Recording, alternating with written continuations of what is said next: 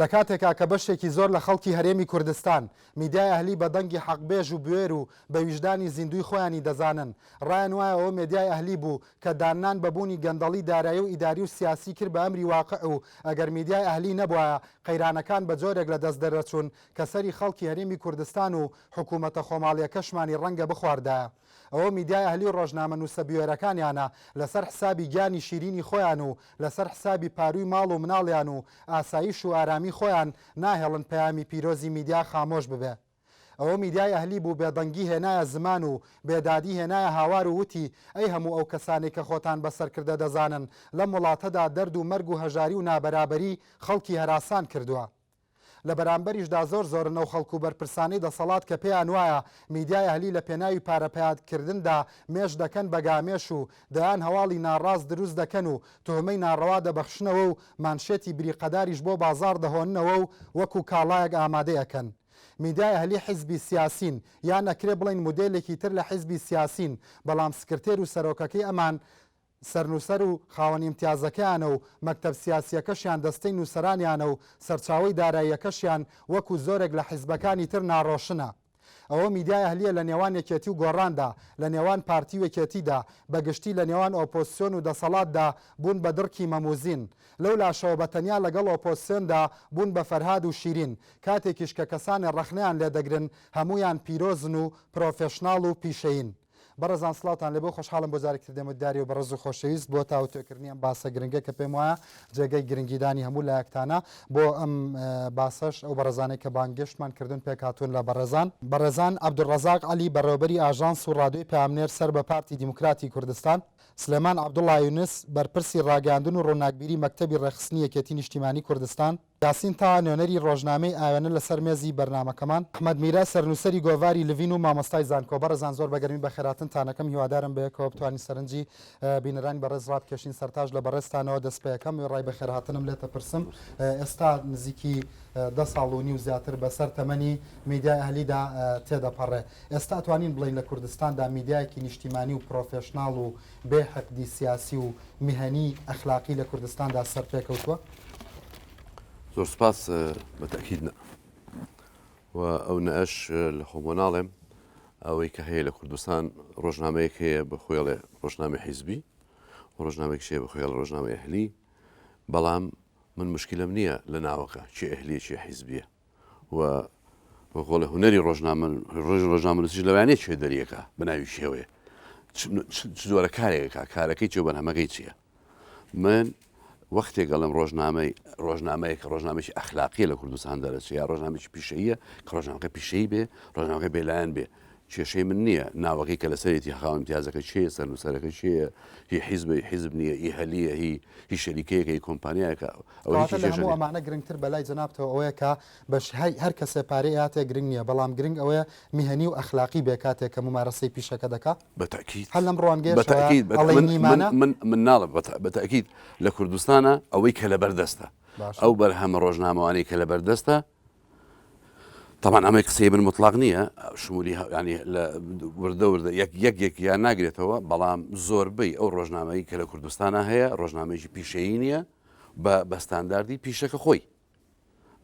لە مادام پیشەی نییە کەواتە بێلایەنیش نیە. ئەو هاوسەنجیتیانەکە کە لە بۆ پیشەی ڕۆژنامە نووسی بێلایەن باش ئەمە بەوە هەیە کە میدیای ئەهلی لە قۆناغی ئەزمونگەریایە یا پێ دوایە ئەم حاڵەتە بە بەرنامەوە ئەکرێ، ئەمە جۆرێکە لە ئەجندا و جۆرێکە لە سیاسەتی کارکردن. بەڵێ دیارە تۆ زۆر زوو ئەو سوالە دێکردن بۆیە منیش زۆر زوو جوابەکەی تۆیەمە منیش هەڵێم ئەوەی کە لە کوردستان هەبوو جاران هەبوو ئەوەی لە سەرەتای دروستبوونی ئەو ڕۆژنامەی کە لە خارجی حیزبەکان دەرەچێ جا چۆن دەرەچێ ئەوە تا ئێستا معلوم نییە، بەڵام ئەوی کە مناڵم لە دەرەوەی با بڵێ لە دەروی پارتی و جدی و حیزبەکانی کە دەرەچێت لە ساڵی 2000 تقریبا نازانم ینی ئەوەندەیە لە ناوەڕاستی 2000 جنابی شتات پێکرد. ئەو ڕۆژنامەی کە تا ئێستا دەرەچوو تا 4-5 ساڵی یەکەمی ئەکرێ گلەی ئەوەی لێ بکەی کە ناپرۆفشنەڵە ناپیشەیە نێنەزانینە، بەڵام بە تەسەوری من زۆر بە مەسئولیتی شەڵمە ئامادەم گفتوگۆشی لەسەر بکەم لە 4-5 ساڵی ئەخیرە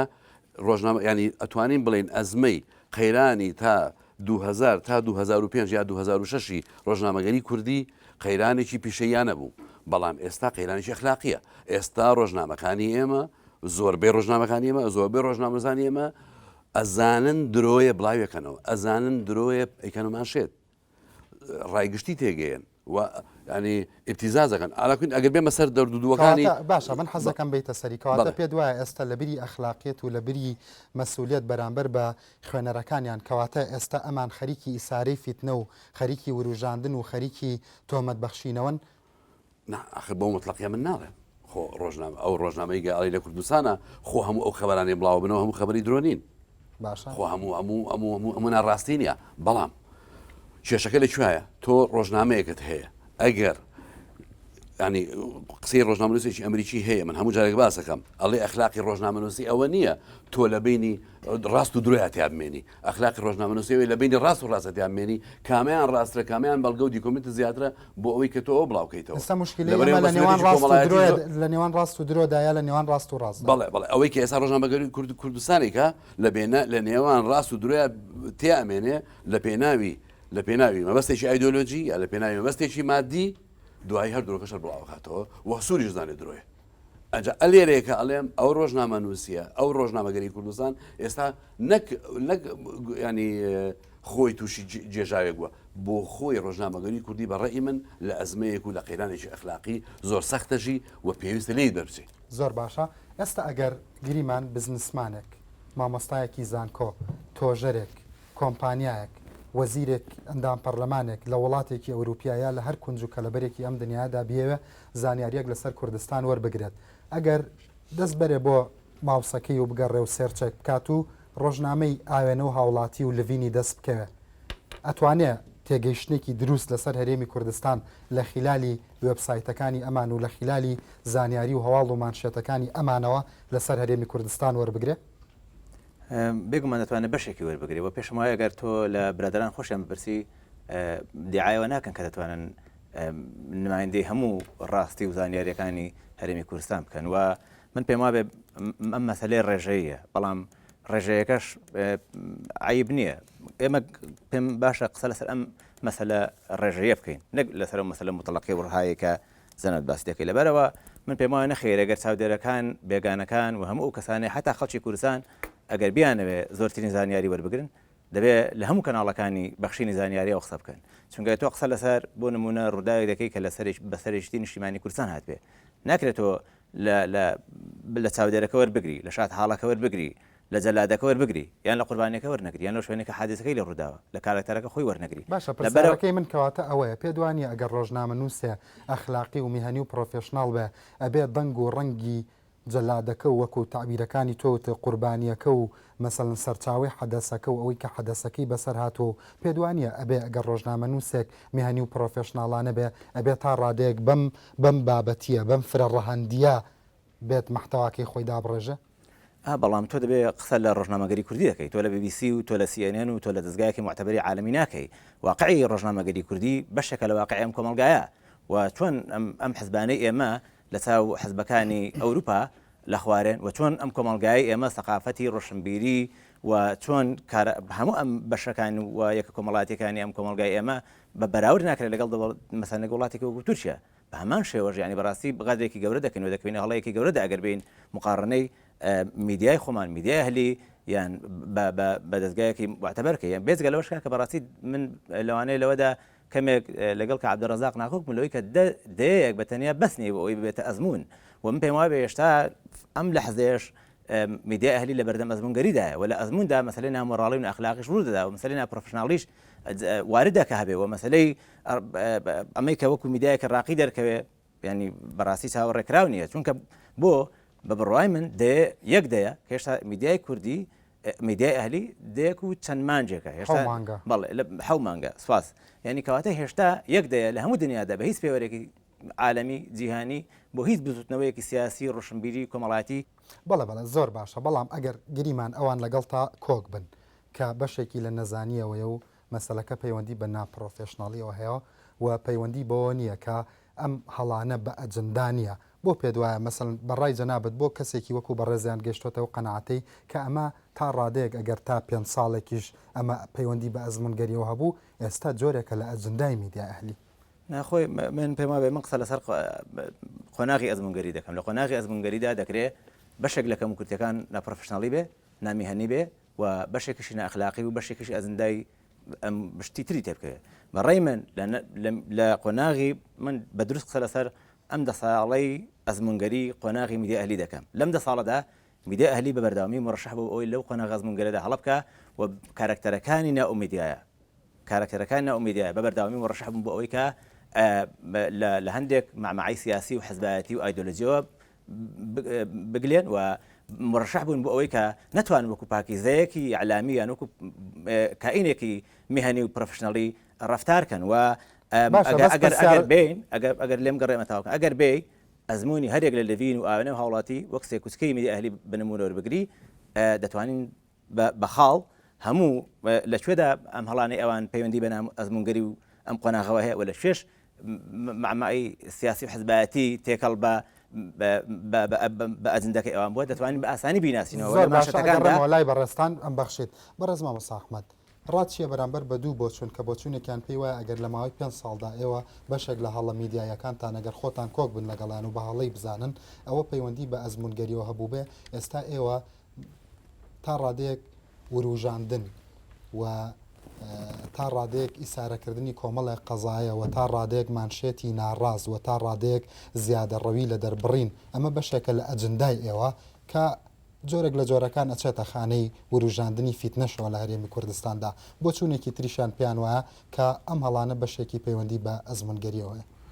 بێگومان کەسی دیعای فریشتەوی بوون ناکە ئەو کەسێک کە پێی وا بێ لە کارکردنە هەڵە ناکە دیارە سەرلەبەری ئیشەکانی هەڵەیە بەڵام من حەز ناکەم زۆر بەگشتی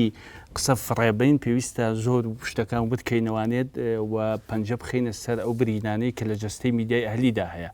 من لەگەڵ قسەکانی کە عەبدوڕەزاق شێوەی لە گشتی تیاوە ئێستا شتێ نەگەیشتم بۆ چوونەکانی لەسەر میدیای ئەهلیە یا لەسەر تێگرایی کاری ڕۆژنامەگەریە لە هەرێمی کوردستاندا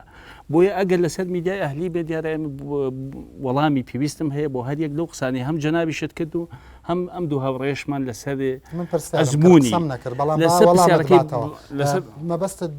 بە تایبەت لەسەر میدیای ئەهلیە کە لە ئەزمەیەکی ئەخلاقیە بەتاکید ئەو بێگومان ئەگەر بەبەست لە میدیای ئەهلی بێ بێگومانەوە تۆمەتێکی ئەخلاقیە و تۆمەتێکە ئەبێ پێویستی بە سەلماندن هەیە و پێویستیشی بە بەڵگە هەیە پێویستی بەوە هەیە کە ئێمە وەکووتم لە بازنەی گشتی قسە فڕێداندا دەربچین یەک بێکی ئەو بۆ پێ دوایە ئەو بەگشتی ئەبێ ئێمە مشکلەیەکمان هەیە لەگەڵ حیزبی دەسەڵاتەوە لەگەڵ کادیرەکانی ئەم حیزبانەدا هەمیشە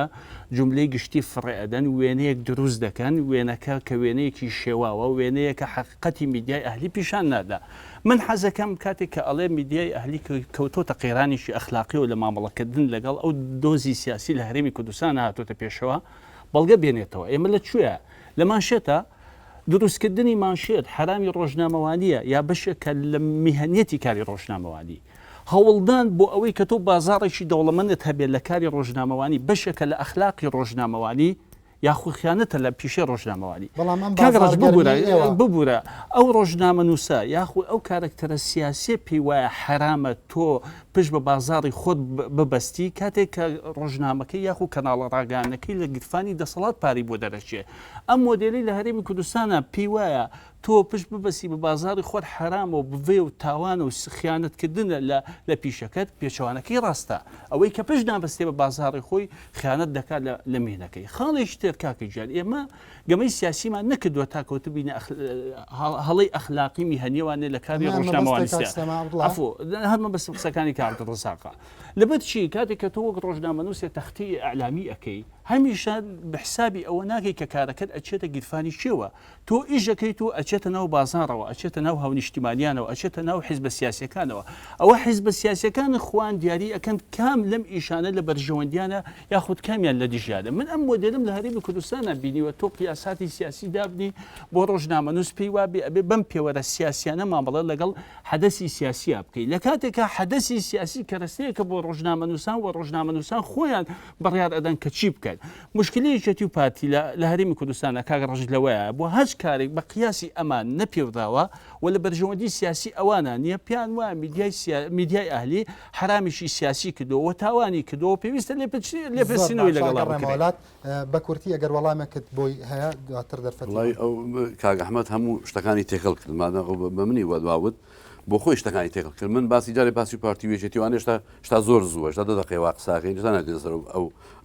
ئەگەر ئێوێ دلیلی دەمێ ئەو باسی وروژاندنەکە باسی حرامەکان باسی پارتیوێژێتی نەکردو ئەو ڕۆژنامەی کە لە دەری پارتیوێژێتی ئەڵێ تۆ مانشێتم لێ حرامەکەی مانشێت ئەو مامەسای زانکۆی مامەسای بە حەدی علمی من مامەسای ڕانگەیاندنیشە مەسای ڕۆژنامەنووسیشە وروژاندن هەرچی بکە نابێت حسای بەڕاستی بێ ئەبێ ڕاستی ڕۆژنامەنووسی یەک پامی هەیە کەواتە بازار تارگێتە لای ئەمان نەک ڕاستی چۆن بازار ئامانجە لای ئەمان نەک ڕاستی وەرە ئەگەر ئێستا ئەگەر بتان وتایە قرارە ئەم ماشێتێکی معەنی لە من بوێ خۆمژە ساچون بە پشتە پیکابێکە لە هەولێرەکەەوە لە هەولێرەوە لڤین و ڕۆژنامە و هاوڵاتی مەهێنا و ئەلێ لەسەر مێزەدامەنا بێت تۆ بناقەشە بکەی لەسەر ئەو بەڵگانی کە هاتە ببوورە عفۆ وروژاندن لە کاری ڕۆژنامەنووسی قسەی بە تۆ نەبڕیوە من باسی دوای ئەوە من وەختم ینی باقسەکانی من هەمووی بە مطلقی ناڵێم ها من باسی هەموو ڕۆژنامەگەری ئەهلی ناکەم و هەموو خەبەرەکانیش ناکەم و هەموو جێگەکان جۆکو یەک ناکەم من ئەڵێم لە زۆر لە ژمارەکانە لە زۆر لە ڕێپۆرتاژ و ئەو تەقەریر و چیرۆکانی کە بڵاوە بێتەوە قسەی ناڕاستی تایە و ڕۆژنامە نووسەکە و سەر نووسەرەکە و بەڕێوەری نووسینەکە باش ئەزان کە ناڕاستە کەواتە بە وەعیەوە ئەوە ئەکرێت کێشەکەی من لەوەیە کە ئەڵم کە کێشەکە ئەخلاقیە کێشەکە میهەنی نییە ئەوە نییە کاک ئەحمەدیا کاک یاسینە کاک یا من شتەکە نەزانین بۆیە ئەیکەین لە مەرحەلە و لە قۆناغی یەکەم ڕەنگە نەزانیشی تیا بوو بەڵام ئێستاقی تۆ بێ ئەمە وابێ ئەمە خیانەتی میهەنی نییە من ناومنا من دەرچوون لە ئەخلاقی ڕۆژنامانەی من وای لاوانێم من نایوانێم قەیرانی ئەخلاقی يعني لقيراني مهني درسوا إنسانك نزاني أواك نزاني يعني خبرك مثلا خبرك بلاو بيتوا لسر دزقايش معين لسر حزبي معين لسر حزبي إسلامي لسر حزبي علماني لسر كسايتيك روجنامه نووسەکە باش ئەزانێ و دەیان وەرکشۆپی بینیوە من بۆی لەگەڵ کاک سلێمان متفقنیم سەدان وەرکشۆپ هەزاران ملیۆنان دۆلار لە وڵاتە سەرف کراوە بە وەرکشۆپ و دەورە کراوە بە ڕۆژنامەنووسانی بە تایبەتی ئەوانەی کە بەکان ڕۆژنامەنووسی ئەهلی ئەوانە ڕۆژنامەوەرە خەریکی ئەنی خۆیان زۆر بەفرۆشناوەزانن باشە کاتێک ڕۆژنامەنووسێک ئەزانەیە کە بەسیترین ئەلفوبەی خەبەر ئەوەیە کە تەوازنێکی تیاابێ کە باسی کاک سلێمانەکە ڕێی خۆشی وەرگێ سوور ئەزانەیە کە ئەمە ئەلفوبەی ڕۆژنامەنووسیە باشە ئەمە ناکە و بە عەمدەلیش نایکە نایکە و بە عەمدەلیش نایکە کەواتە ئەمە ئەزمەکە ئەمیهانی نییە ئەزمەکە ئەخلاقیە زۆر باشە ئەگەڕێم وڵات بەڕێستان بۆ چونتان چیە لەسەر قسەکانی هەردوو لەگەڵ ڕێزمانی کاگا ڕۆزاغا بۆ چوونانەی لەوە سەرچاواگرێکە زۆربەی حزبە دەسەڵاتدارەکانی ئێمە میدیای ئەهلی قبوڵ ناکەن یعنی خۆی لە ئەسڵا کێشەیەکمان ئێمە کێشەی دانپیانەنانە ئەوان هەر لە سەرەتای دروستبوونیەوە لەبییر لە ناوەڕاستی کاریەوە لە کۆتایی کارێشەوە کە میدیای ئەهلی کارەکە هێڵی ڕاستشەبی بەسەرایەنن و دایمە بە چاوی دوژمن سەیەکەن و بایکۆتیەکەن مقاتعەکەن هەتا ینی کادیرەکانی خۆیان ناچارەکەن کە مامەڵە لەگەڵ میدیای ئەهلی نەکا لە فەرمانگەکانیان نەفرۆشرێت ئەمە لەکوێوە سەرچاوی گرتووە بۆشایە گەورەی نێوان دەسەڵات و میدیای لەوە سەرچاوەگرێکە حیزبە دەسەڵاتدارەکانی ئێمە ئەیانەوێ وەکو کایەی سیاسی کایەی میدیایش بۆ خۆیان قۆڕەخ بکەن و قبوڵیان نییە کەسێک لە دەرەوەی ئەوان ممارەسی کاری میدیایی بکە زانیاری پەخش بکە کۆنتاک لەگەڵ جەماوەرە بکە و ئەیانەوێت تاکە قەناتێک کە قسە لەگەڵ خەڵک بکە حیزبە دەسەڵاتدارەکان تەنیا ئەو زانیاریانە و ئەو هەواڵانە بە شیاوەزان کە لە بەرژەوەندی خۆیان لەبەرەوەی ئەو میدیاهلی لە کوردستانە هەیە بەدڵی ئەوان ئیش ناکاوە بەو سیاسەتی کە ئەوان بۆ میدیاکانی خوانی داڕژن تەختیە ناکا بێگومان لەبەرەوە قبوڵیان یەگینا چپاساوێکە لە پشتی ئەوەی کە لانی بە بەو شیەوە ڕەشیانی بەدایمە نێ لەوەتەی میدیای ئەهلی لەدایک بۆ لە کوردستانەوە لەوەتەی ئێمە حیزبە دەسەڵاتدارەکانە ناسین هیچ کاتێک لە هیچ زەرفێکە دانی خێران بە میدیای ئەهلیانە ناوە زۆر باشە ستایشی هیچ کارێکی باشیان نەکردو لە کاتێکا میدیای ئەهلی ئەگەر کەم و کوڕیشی هەیە ینی بێگومان ئێمە ناڵێن کەم و کوڕی نییە بەڵام دایان دەست پێشخەری باشی هەیە و چەندین لایەنی گەشیشی هەیە هیچ کات نەمان بیستۆ ینی ستایشێکی ئەو لایەنە گەشانە بکەن کەمە بۆ خۆی ئەیسەلمێنێ دانی تێڕوانینی ئەمان بەرامبەر تێڕوان بۆ میدیالی تێڕوانێکی سیاسی زۆر باشە بۆچی حیزبەکانتان هەمیشە ئەم ڕوانگە دژمنکاریان پیدا کردو هەیەە و هەمیشە منطقێکی پێشوەختیان هەیە بۆ ناو بەرنامە لە دیالۆگا لە قسەکردنا لە مامەڵەی ڕۆژانەیە لە خوێندنەوەی خەبەر و مانشێت و هەواڵەکانیانە بۆ ئەم هەمیشە ئەم ڕوانینە دژمنانەتان هەیە بەرامبەر بە میدیای ئەهلی کام ڕوانگەی دژمنکار ئەوەی کە ئەوەنە ئێڵێ بەڕێی منەمانە دیسان جملەی گشتین وەکو چۆن کاک ئەحمەد لەسەر تا ئەمەژەی پێکرد من پێم باش بوو ینی بەشێک لە قسەی کاک ئەحمەدم پێ باش بوو کە ئێمە لە جملەی گشتی و لە بروژاندنی مەسەلە عاتیفیەکان دەرسین بە قەدەوەندەی کە پێویست ئێمە قسە لەسەر خاڵە زەوهەری و کەماسە گرنگەکانی میدیا هەلی بکەین کە میدیاکی گرنگە بۆ ئەم وڵاتە لەبەرەوە بەست من تکام وایە بەچاوی لە ئەنگری و بەچاوی دژایەتی بەچاوی دژمنایەتی و بەچاوی لەسەرکردنەوە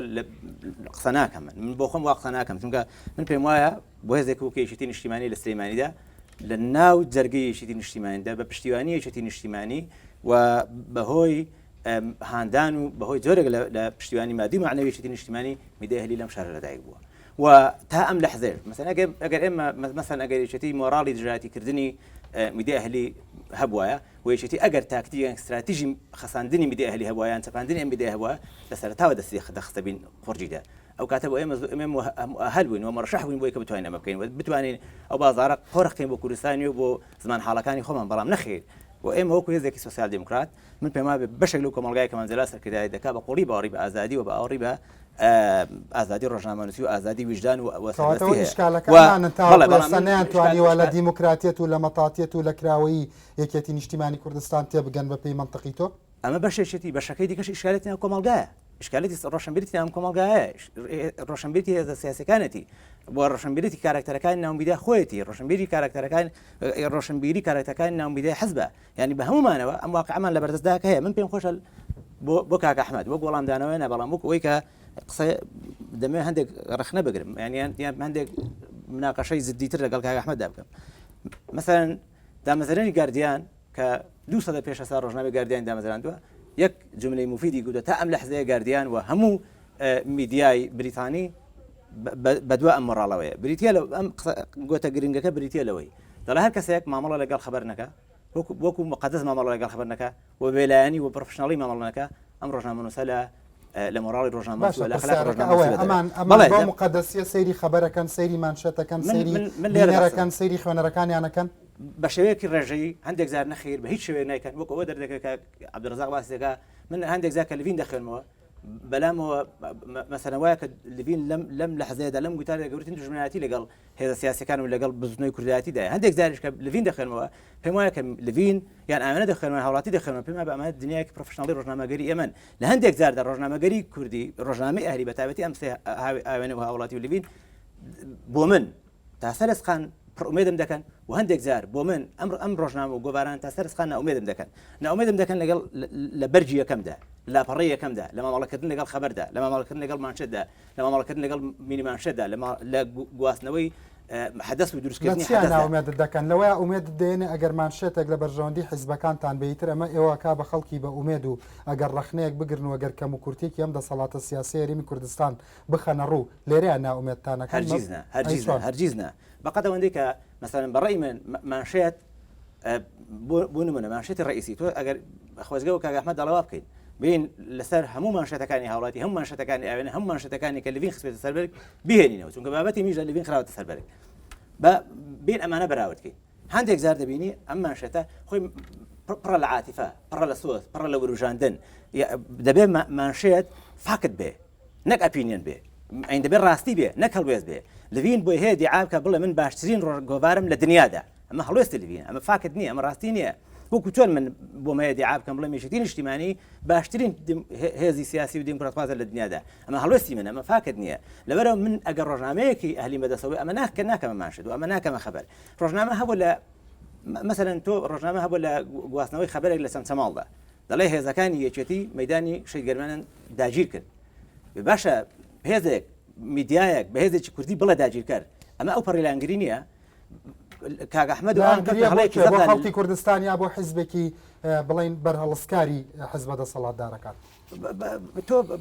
هیچ من پێم وابێ لە ئەو پەڕی چەپمانەوە تا ئەو پەڕی ڕاست لە ئەو پەڕی میدیا ئەهلی تا ئەو پەڕی میدیا حزبی هیچمان داگیرکردنی وڵاتە نین بەڵکۆمان خاوەنین تۆ کە تۆمەتی داگیرکەر دەخەیتە پاڵمن هەین دەبێت من چ تۆمەتێک بخەمە پاڵتۆ بۆ ئەماکەن بەس لە پێناوی بازاڕدا ئەمە بەستیان لەلایەنگیری حیزبێکی سیاسیە یا ئەمان ئەتباعی هێزێکی ئۆپۆزیسیۆنن یا ئەمان ئیلهام و پەیامەکانیان لە سەرکردەکانی ئۆپۆزیسیۆنەوە وەرەگرن بۆ ئاکەنیانی بەشێکی پەیوەندی بە ناپرۆفشنەڵی ئەو میدیاوە هەیە کە بۆ کارکتەرەکانیەوە هەیە بەشێکیش پەیوەندی بە ئەو جۆری لایەنگری و عاتفە هەیە کە هەندێک جار میدیای ئەهلی مثلەن بۆ ئەم حزبیان بە ئەو هێزێتی بۆ نمونە من پێم خۆشە ڕاشکاوانتر مەسەلێک بوەروژێنم بە تاریخی میدیای ئەهلی یعنی ئەو کاتە کە میدیای ئەهلی لە سلێمانی دەردەسێ و هێشتا یەکێتی ئینشاقی تێنەکەوتەوە گۆڕان لە یەکێتی زیانەبووتەوە بە بەردەوامی پارتی دموکراتی کوردستان پێی وایە کە میدیای ئەهلی یەکێتی نیشتیمانی لە پشتە بۆ چونکە جۆری کارکردنی یەکێتی بە بەردەوام لاهنگری جۆرێک لە جۆرەکان لاهنگری بۆ یەکێتی و دژایەتیکردنی بۆ پارتی و لە دوای 25 حوتەوە من خۆش لێم گەڕێم قسەی تەواو بکەم لە دوای 25 حوتەوە بە بەردەوامی میدیای ئەهلی لە ناو سلێمانیدا لەگەڵ هێزەکانی سلێمانی مثلا جۆرێک لە جۆرەکان لاهنگری کردووە مثلا بە بەردەوام لاهنگری گۆڕانی کرد و دژایەتیکردنی یەکێتی کردووە لە کاتێدا من پێم وایە کە ئەم میدیایەکە بە شێوازە لە شێوازەکان سەربەخۆیە بە شێوازێک لە شێوازەکان ئەهلیە بەڵام هەموو کارکتەرەکانی نا هەموو ئەو کەسانی کارتیا دەکەن و ئەم میدیاش بەدەر نیە لە ئەجندای خۆی کاکە بێزگەلەوە ئەم میدیا مەڕەشەح بۆ ئەوەی بەدەر نەبێت لە ئەجندای ئەمە تۆمەت نییە کاکە خەڵک هەیە ڕۆژنامەنووسی ناسراوی ئەم شارە هەیە دەوڵەتێکی وەکو دەوڵەتێکی دراوسی پێگوتە من وەرە 2 دەفتەر دەدەمە میدیاکم بۆ دەرکە ڕۆژە گۆڤارێکم بۆ دەرکە مثلا بۆ نمونە بۆ ئەم نمونە هێنیتەوە پێ دوایە لەناو ئەمانی شاخەڵکی لەم جۆرە هەیە من پێم وایە بەڵێ وەکو چۆن نەحز بە سیاسەکان بەس خۆشەویست پاش ناوبڕێکی کورد ئەگەڕێمەوە دیداری بەڕێز و خۆشەویست ئێستا بە هەموو مافێک مافی بەڕێز ئەحمەد میرە و نوێنەری ڕۆژنامەی هاوڵاتیە کە بەرگری لە خۆیان بکەن چونکە ئەمان بەپێی قسەکانی بۆچوونی بەڕێزان بێکە لایەنگیری هەردوو پارتی دەسەڵاتدارن پێیان وایە میدیای ئەهلی لە هەرێمی کوردستاندا مێدیایەکی لایەنگرە مێدیایەکە لە ئەزمەی ئەخلاقیدایە تا ڕادێکی زۆریش هاوسۆزیان بۆ ئۆپۆزیسیۆن هەیە و لە ناو گەمە سیاسیەکانی کوردستاندا بێلایەن نین پاش ناوبڕێک ئەگەڕێنەوە دیدارتان